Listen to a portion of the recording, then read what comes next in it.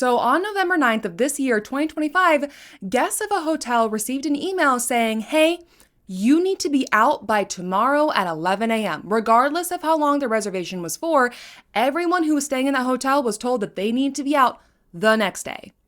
What's worse is that this wasn't actually just one hotel. This was an entire collection of hotels in over 40 cities in 10 countries with 9,000 units live worldwide. And they were all being told to get out the next day. And the cherry on top is that this was a brand that had partnered with Marriott in August of 2024. Let's begin. I think it's best if we start by explaining Sonder. According to their own website, which was actually still up at the time I was researching everything for this, their co-founder and CEO, Francis Davidson, began managing a handful of apartments when he was still a university student in Montreal. Eventually, he started matching travelers with vacant student apartments across cities and managing other people's apartments for short-term rentals.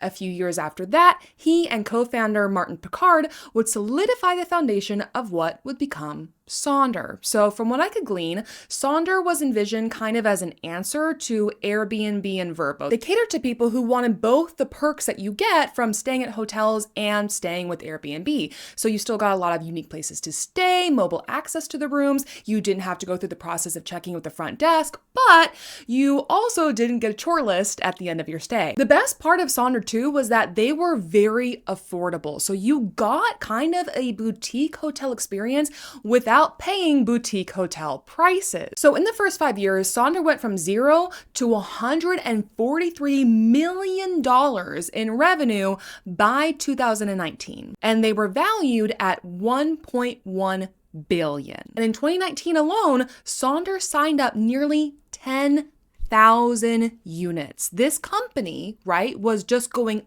up as far as anyone can see. It was exponential growth, right? And then the pandemic happened. Yep, 2020 came around and poof, the entire hospitality industry was turned upside down. Once COVID restrictions lifted and travel came back, they still struggled to recover. Keep in mind that during the pandemic, a lot of businesses figured out that they could just hold their meetings over Zoom. So even though travel was rising, it was primarily leisure travel that was coming back. Business travel was not. And since Sonder had a lot of properties in big cities, not getting the business travel really hurt. So then why did Marriott sign a deal with them if they were obviously struggling?